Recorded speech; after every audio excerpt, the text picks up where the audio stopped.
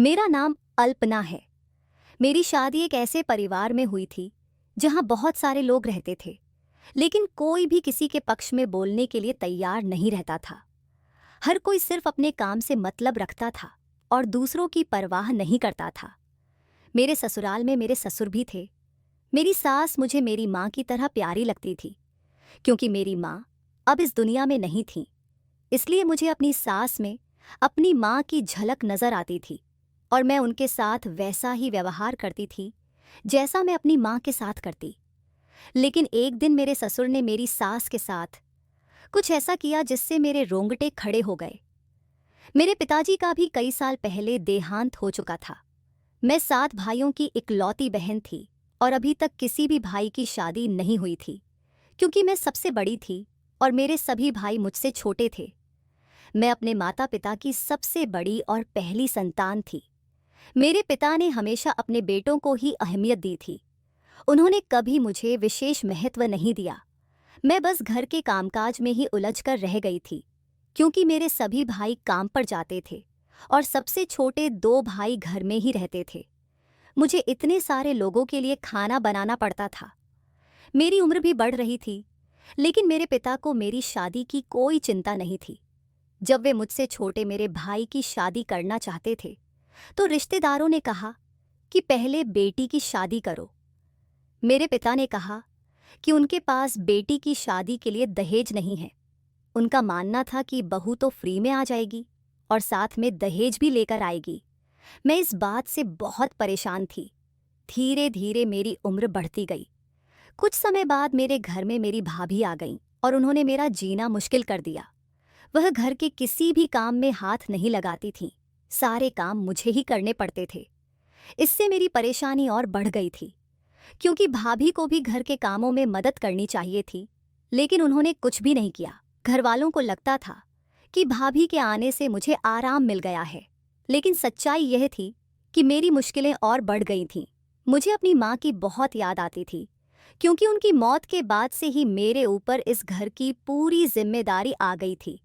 मुझे अपने भाइयों की भी बहुत फिक्र होती थी, लेकिन फिर मैंने अपने दिल को समझा लिया कि जब इस घर में किसी को मेरी परवाह नहीं है, तो मुझे भी किसी की परवाह करने की ज़रूरत नहीं है। अब मेरी उम्र 35 साल हो चुकी थी और मेरे साथ की सभी लड़कियों की शादी हो चुकी थी। उनके बच्चे भी थे। मेरे चाचा जी ने मेरे पिताजी को समझाया कि पहले बेटी की शादी करो।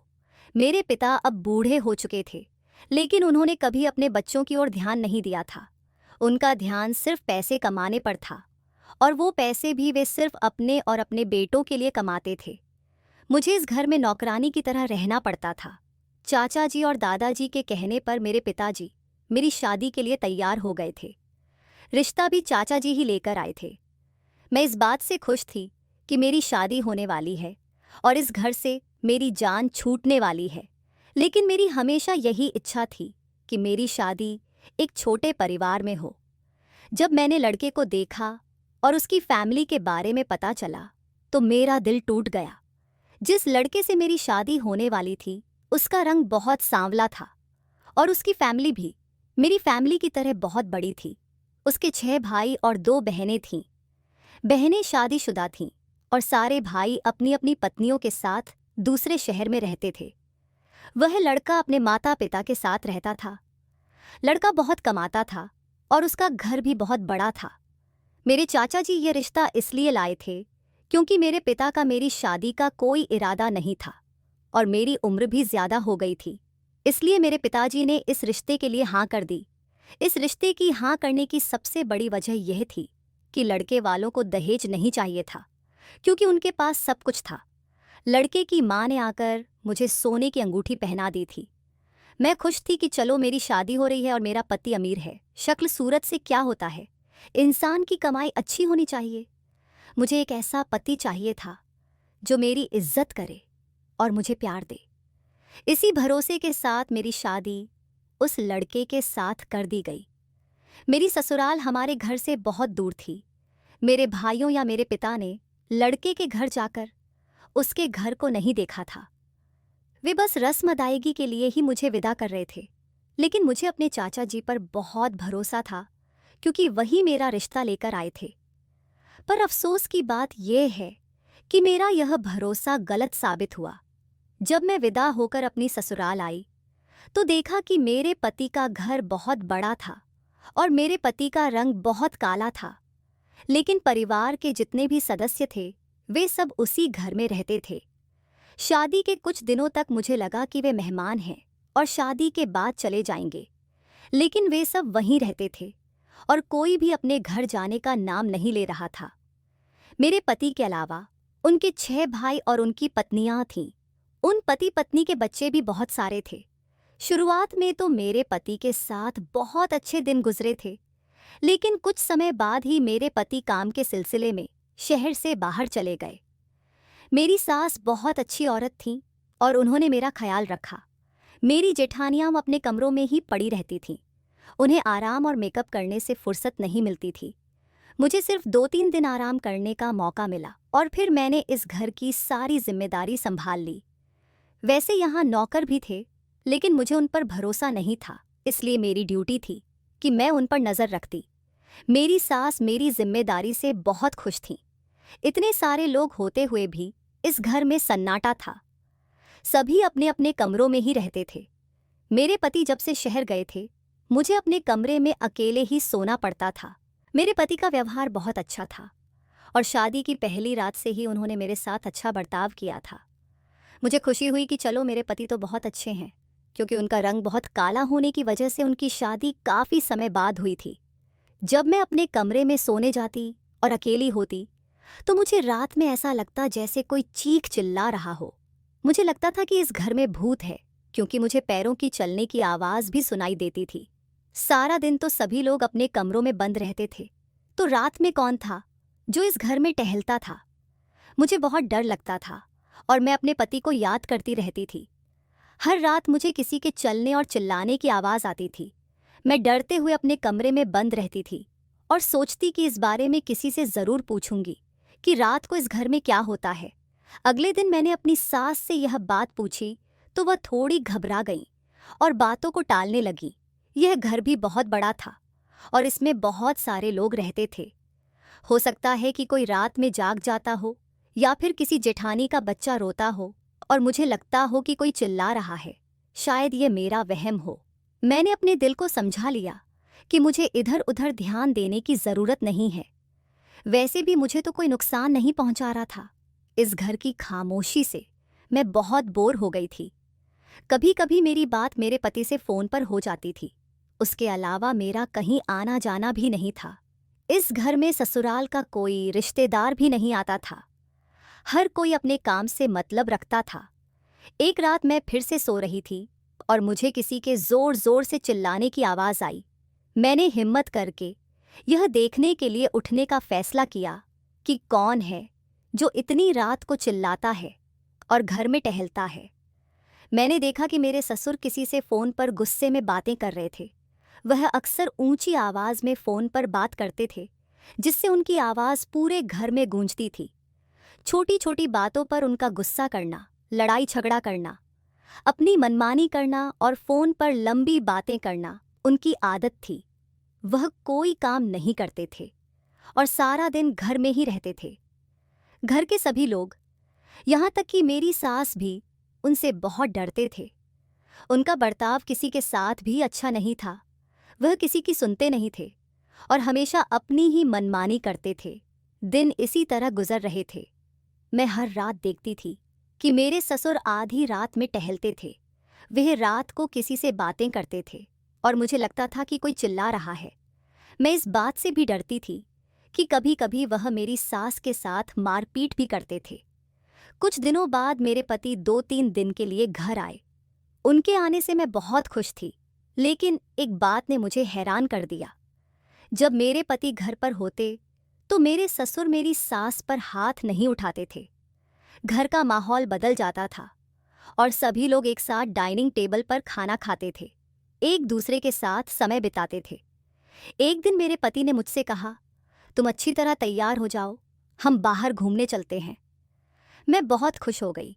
मेरे पति मुझे एक बड़े रेस्टोरेंट में खाना खिलाने ले गए। वहाँ उन्होंने पूछा, क्या हुआ, तुम्हारा मूड ठीक नहीं लग रहा? मैंने सोचा कि क्या इस बारे में उनसे बात करना सही रहेगा या नहीं। फिर भी मैंने हिम्मत करके उनसे पूछ ही लिया, आपके पिता रात को आपकी माँ पर हाथ क्यों उठाते हैं? यह सुनकर मेरे पति ने हैरानी से मेरी ओर देखा और कहा, तुम पागल हो गई हो, ऐसा कुछ नहीं है। पिताजी तो माँ से बहुत प्यार करते हैं। मैं कुछ और कहने वाली थी कि तभी उनके पास किसी की कॉल आ गई और वह कॉल अटेंड करने चले गए। मुझे समझ आ गया कि वह इस बात से अनजान हैं। जब वह वापस आए तो मैंने कहा, शायद मुझे गलतफहमी हुई थी। चलिए अब घर चलते हैं, काफ़ी देर हो गई है। 2 दिन बाद मेरे पति फिर से अपने काम के सिलसिले में चले गए। जाते समय उन्होंने मुझे शॉपिंग के लिए कुछ पैसे दिए और कहा, अपनी पसंद के कपड़े ले आना।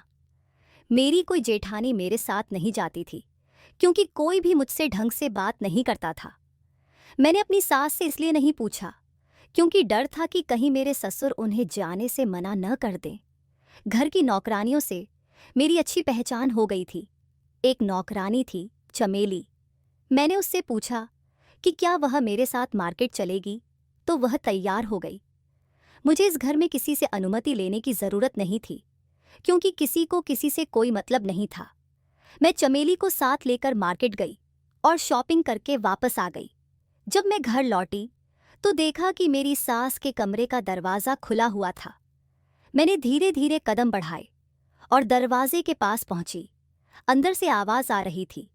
मेरी सास कह रही थी, अब मुझ पर ज़्यादा जोर मत डालो। इसका मतलब था कि मेरे ससुर फिर से मेरी सास पर हाथ उठा रहे थे और यह अब रात का वक्त नहीं बल्कि दिन था। मैंने दरवाजे से झांक कर देखा तो मेरे होश उड़ गए। मेरे ससुर मेरी सास के बाल काट रहे थे। मैं समझती थी कि मेरे ससुर मेरी सास को मारते होंगे, इसलिए वह इतनी ज़्यादा चिल्लाती हैं। लेकिन मेरा यह ख्याल गलत साबित हुआ।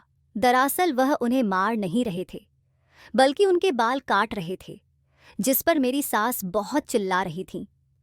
मुझे यह बात बिल्कुल समझ नहीं आई कि वह ऐसा क्यों कर रहे थे। आखिर बाल तो औरत का गहना होते हैं। मेरे ससुर के एक हाथ में मेरी सास के कटे हुए बाल और दूसरे हाथ में कैंची थी। यह देखकर मुझसे रहा नहीं गया और मैं चिल्लाते हुए कमरे में चली गई। मैंने कहा, पिताजी आप यह सब क्या कर रहे हैं? मेरे ससुर ने कहा, शुक्र करो बहू, तुम्हारी सास के हिसाब से यह सज़ा बहुत कम है, वरना इसके कारनामों के लिए इसे घर से निकाल देना चाहिए। ये कहते हुए मेरे ससुर कमरे से बाहर निकल गए। मैंने अपनी सास को गले लगा लिया क्योंकि वह बहुत रो रही थी। मैंने पूछा, यह सब क्या हो रहा है और पिताजी ने आपके बाल क्यों काटे? मेरी सास ने कहा, ऐसा तो वह हर रोज़ करते हैं, पहले मारते हैं और फिर बाल काटते हैं। मैंने कहा, लेकिन मुझे लगता है कि वह सिर्फ आपके बाल काटते हैं, मारते नहीं। मेरी सास बोली, तुम नहीं जानती, वह बहुत जालिम है। मेरी सास ने कहा, बहू मैंने कुछ नहीं किया, तुम अभी इस घर के बारे में कुछ नहीं जानती हो, इसलिए तुम यह बात नहीं समझ सकती। मैं बेकसूर हूँ। मैंने पूछा, फिर भी कोई बात तो होगी जो वह आपके साथ ऐसा करते हैं। मेरी सास ने कहा, इस घर में सबको अपनी फिक्र है, इसलिए कोई किसी के मामले में नहीं बोलता। घर के सारे लोग मेरे छोटे बेटे की कमाई खाते हैं, इसलिए मैं इस घर के लोगों से बचकर रहना। तुम्हारे ससुर बहुत खतरनाक आदमी हैं। कभी भी अपने पति से कुछ मत कहना, वरना वह मुझे जान से मार देंगे। मेरी सास ने मुझे ज़बरदस्ती कमरे से बाहर भेज दिया और कहा, आइंदा हमारे झगड़े के बीच मत आना, वरना तुम्हारे साथ अच्छा नहीं होगा। मैं खामोशी से उनके कमरे से बाहर आ गई। मुझे बहुत दुख हो रहा था कि मेरी सास के साथ ऐसा हो रहा है। जब मैं अपने कमरे की तरफ जा रही थी तो मुझे सीढ़ियों पर मेरे ससुर मिल गए। उन्होंने मुझे आवाज़ देकर रोका और कहा, एक बार मेरी बात सुनो। मुझे पता है कि तुम्हें मेरी बातों पर यकीन नहीं होगा। मैं समझ नहीं पाई कि वह क्या कहना चाहते हैं। उन्होंने मुझसे कहा, मुझे पता है कि तुम बहुत समझदार लड़की हो, बिल्कुल मेरे बेटे की तरह। मैंने कहा, लेकिन आप माँ जी के साथ बहुत गलत कर रहे हैं। मेरे ससुर ने कहा, रुको मैं तुम्हें सारी कहानी समझाता हूँ ताकि तुम्हें मुझ पर यकीन आ सके। उन्होंने अपनी जेब से मोबाइल निकाला और उसमें कुछ तस्वीरें दिखाईं। उन्होंने कहा, ये देख लो, मुझे उम्मीद है कि आज के बाद तुम कभी मुझे गलत नहीं समझोगी। मैंने तस्वीरें देखीं और मेरी आंखों के सामने अंधेरा छा गया। मुझे अपनी आंखों पर विश्वास नहीं हो रहा था। इतने में मेरी सास आ गईं और उन्होंने मेरे हाथ से मोबाइल छीन लिया और मुझे खींचकर कमरे से बाहर ले गईं। मेरी सास ने कहा, तुम अभी तक अपने कमरे में नहीं गई हो। तुम कुछ नहीं जानती और न ही कुछ समझती हो। चलो अपने कमरे में जाओ और दोबारा हमारे बीच पड़ने की ज़रूरत नहीं है। मैंने झटके से अपना हाथ छुड़ाया और अपने कमरे में चली गई। रात को फिर वही चिल्लाने की आवाज़ें आ रही थीं। मेरे ससुर मेरी सास के बाल काट काट कर उन्हें आधा गंजा कर चुके थे। मेरी सास हमेशा अपने सिर पर पल्लू रखकर घूमती थीं। कई दिन इसी तरह गुजर गए। जब मेरे पति घर आते तो घर का माहौल बहुत अच्छा होता और जब वह चले जाते तो फिर से बिगड़ जाता। मैं अपने पति को सब कुछ बताना चाहती थी, लेकिन मेरी सास ने मना कर दिया था और कहा था कि अगर मैंने कुछ बताया तो वह मुझे घर से बाहर निकलवा देंगी। मुझे बहुत तनाव रहने लगा था। मैं रात को सो नहीं पाती थी। मेरी सास मेरे पति की माँ थी और मुझे बहुत प्यारी थीं, क्योंकि उन्होंने कभी भी मेरे साथ बुरा बर्ताव नहीं किया था। फिर एक दिन मेरे ससुर ने मेरी सास के साथ बहुत अच्छा व्यवहार किया। मुझे लगा कि शायद उन्हें एहसास हो गया है कि औरत पर हाथ नहीं उठाना चाहिए। मैं बहुत खुश थी कि अब काफ़ी दिनों से मेरे ससुर मेरी सास के साथ कुछ भी गलत नहीं कर रहे थे। एक दिन रात को 9 बजे मैं अपने कमरे में बैठी टीवी देख रही थी। तभी मेरे ससुर मेरे कमरे में आए। मैंने उन्हें देखकर जल्दी से अपने सिर पर पल्लू रख लिया। मैंने कहा, पिताजी आपका यहाँ आना कैसे हुआ? मेरे ससुर मेरे कमरे में आए और बोले, बहू मैं तुम्हारे लिए अपने हाथ की बनी चाय लेकर आया हूँ। तुम्हें और तुम्हारे पति को मेरी चाय बहुत पसंद है। मैं चाहता हूँ कि तुम मेरी चाय पीकर बताओ कि कैसी बनी है। मैं हैरान थी। मैंने चाय का कप उनके हाथ से लिया और कहा, शुक्रिया पिताजी। मेरे ससुर ने कहा, नहीं बहू, मेरे सामने ही पियो। मैं तुम्हारे मुंह से अपनी तारीफ सुनना चाहता हूँ। मैंने कहा, पिताजी अभी मैंने 2-3 गिलास पानी पिया है, इसलिए मेरा पेट भरा हुआ है। थोड़ी देर बाद जब चाय ठंडी हो जाएगी तब पी लूंगी और आपकी तारीफ भी कर दूंगी। मेरे ससुर मुस्कुराए और बोले, अच्छा तो यह बात है। उन्होंने मेरे सिर पर हाथ रखा और कहा, जीती रहो, मैं चलता हूँ, चाय ज़रूर पी लेना। मैंने हाँ में सिर हिला दिया। फिर उठी, चाय का कप उठाया और बाथरूम में जाकर चाय को फेंक दिया। कप वापस लाकर टेबल पर रख दिया, क्योंकि रात के समय चाय पीने का मन नहीं था। रात को चाय पीने से मुझे नींद नहीं आती और पाचन में भी दिक्कत होती है। मैं अपने ससुर को यह नहीं बता सकती थी, लेकिन खुशी थी कि उनके व्यवहार में अब काफ़ी बदलाव आ गया था। लंबे समय से उन्होंने मेरी सास के साथ कोई अत्याचार नहीं किया था। रात हो गई थी, इसलिए मैंने टीवी बंद किया और अपने पति से चैटिंग पर बातें करने लगी। इस समय वह भी अपने कमरे में आराम कर रहे थे। तभी मुझे महसूस हुआ कि किसी की परछाई मेरे कमरे की ओर आ रही है। मैं डर गई और जल्दी से मोबाइल बंद करके आंखें बंद कर लेट गई। किसी ने दरवाज़ा खोला, मुझ पर नज़र डाली और फिर दरवाज़ा बंद कर दिया। मैं समझ गई कि मेरे कमरे में कौन आया था। मैंने फिर से अपने पति से चैटिंग शुरू की, लेकिन तभी मुझे कमरे से बाहर कुछ खटपट की आवाज़ सुनाई दी। मैंने मोबाइल रख दिया और चुपके से बाहर देखने निकली कि आखिर बाहर क्या हो रहा है। मैंने देखा कि मेरे ससुर मेरी सास के मुंह पर हाथ रखकर उन्हें कहीं ले जा रहे थे। मैं उनके पीछे पीछे गई और हैरान रह गई कि इस घर में एक बेसमेंट भी था, जिसके बारे में मुझे पहले कुछ पता नहीं था। मेरे ससुर मेरी सास को ज़बरदस्ती खींचते हुए बेसमेंट में ले जा रहे थे। मैं भी दबे पांव उनके पीछे चली गई। बेसमेंट में मेरी सास को एक कुर्सी पर बिठाकर रस्सी से बांध दिया गया। वहां और भी लोग मौजूद थे, जिनसे मेरे ससुर बातें कर रहे थे। इसके बाद जो उन्होंने कहा, उसे सुनकर मेरे होश उड़ गए। उन्होंने कहा, तुम्हारे घर की सारी दौलत तुम्हारी इकलौती बेटी की है। मैं चाहता हूं कि यह सब कुछ मेरे नाम कर दो। मैं इस दिन का इंतजार कर रहा था। आज तुम्हें मारकर दफना दूंगा और सबको बता दूंगा कि तुम अपने आशिक के साथ भाग गई हो। अब जल्दी से इन पेपर्स पर साइन कर दो, ताकि तुम्हारे बेटे की सारी जायदाद मेरे नाम हो सके। मेरी सास बोली, मैं मर जाऊंगी लेकिन ऐसा कभी नहीं करूंगी। ये सब कुछ मेरी बेटी की मेहनत की कमाई है। तुम क्या चाहते हो कि मैं तुम्हारे और तुम्हारे बच्चों को अपने बेटे की मेहनत की कमाई दे दूं? शुक्र करो कि मैंने इतने सालों से तुम्हारी यह सच्चाई अपने बेटे से छुपाई है। मेरे ससुर ने मेरी सास के मुंह पर जोरदार थप्पड़ मारा और कहा, मैंने तुम्हारी बहू को चाय में नींद की दवाई मिलाकर बेहोश कर दिया है। उसे कुछ भी पता नहीं चलेगा। जब उसकी सुबह आंख खुलेगी तो उसे लगेगा कि तुम अपने आशिक के साथ भाग गई हो। असल में उस दिन मेरे ससुर ने मुझे जो फोटो दिखाए थे वे मेरी सास के अश्लील फोटो थे, जिन्हें मेरे ससुर ने दूसरे मर्दों के साथ एडिट किया था। अब मैं आपको बताती हूँ कि आखिर यह सब माजरा क्या है। दरअसल मेरे ससुर मेरी सास के दूसरे पति थे।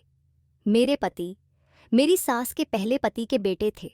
जब मेरी सास की शादी हुई थी तो वह विधवा हो गई थी। उनके पहले पति ने अपने बच्चे के नाम सारी जायदाद कर दी थी, क्योंकि उनकी मौत से पहले मेरी सास गर्भवती थी। मेरी सास ने अपने बेटे को पढ़ाया लिखाया और अपने पति का बिजनेस दोबारा शुरू करने का हौसला दिया, जबकि मेरे ससुर के बच्चे उनकी जायदाद पर ऐश कर रहे थे। मेरे पति नहीं जानते थे कि उनके ससुर उनकी मां के दूसरे पति थे। मेरी सास ने उनसे यह बात छुपाई थी, क्योंकि उनका बेटा बचपन से ही बहुत समझदार था।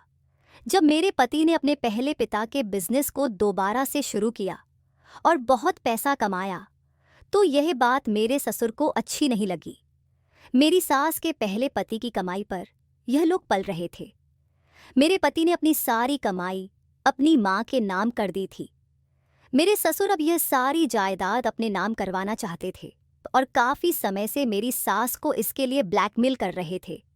मेरे ससुर मेरी सास से पेपर्स पर साइन करवाकर उन्हें मार देना चाहते थे और सबको यह बताना चाहते थे कि मेरी सास अपने आशिक के साथ भाग गई। अब मैं अपनी सास पर हो रहे अत्याचार को और नहीं देख सकती थी। जब मैं अपने कमरे में लेटी हुई अपने पति से चैट कर रही थी, तब मैंने एक योजना बनाई। मैं समझ गई थी कि कमरे में मेरे ससुर आए थे। मैंने अपने पति को मैसेज में पूरी बात बता दी। मैंने सोच लिया था कि चाहे मेरे पति को यकीन आए या ना आए, मुझे गड़बड़ का एहसास तो तभी हो गया था जब मेरे ससुर का व्यवहार बदलने लगा था और वह आज पहली बार मेरे लिए चाय बनाकर लाए थे। जब मेरे पति ने मैसेज पढ़े तो उन्होंने जवाब दिया कि वे अपने दोस्त को भेज रहे हैं और मुझे उसकी मदद लेनी चाहिए। साथ ही उन्होंने कहा कि वे घर आने के लिए निकल रहे हैं। उन्होंने यह भी कहा कि अगर यह सब सच हुआ तो वे अपने पिता और उनके सभी बच्चों को घर से निकाल देंगे, और अगर यह बात गलत निकली तो वे मुझे घर से निकाल देंगे और तलाक दे देंगे। मैंने अपने पति से कहा कि वे अपने दोस्त को भेज दें, मुझे सब कुछ मंजूर है। जब मैं 20 मिनट की सीढ़ियों से चलकर दरवाजे पर आई तो देखा कि मेरे पति के दोस्त आ गए थे। वे पुलिस ऑफिसर भी थे।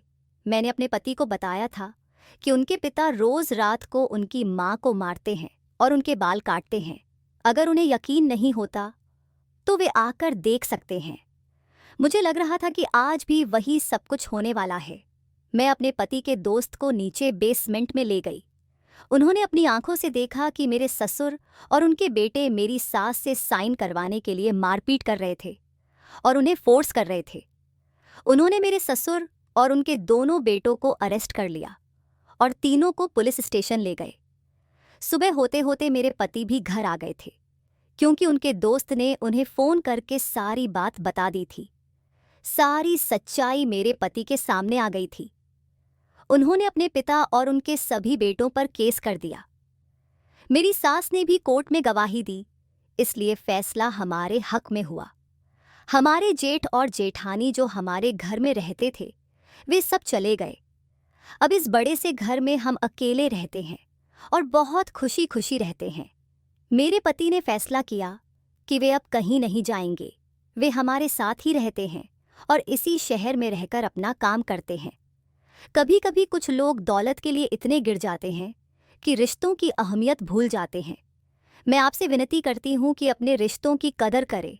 जो रिश्ते आज हमारे साथ हैं, अगर हम उनके साथ गलत करेंगे तो उनके दिल में गलत फहमी आ जाएगी और फिर वे हमें कभी पलटकर नहीं देखेंगे। इसलिए अच्छे इंसान की परख करना सीखें। जो अच्छा है उसके साथ अच्छा व्यवहार करे और जो बुरा है उसकी बुराई को खत्म करने की कोशिश करे। मेरे ससुर ने मेरी सास से बहुत माफ़ी मांगी थी, लेकिन शायद वे माफ़ी के काबिल नहीं थे क्योंकि वे बहुत बड़ी गलती करने जा रहे थे। वे मेरी सास को जान से मारने जा रहे थे। अगर मैं मौके पर न होती तो शायद वे मेरी सास को इसी घर में ही दफन कर देते। दोस्तों, उम्मीद करती हूँ कि आपको हमारी कहानी पसंद आई होगी।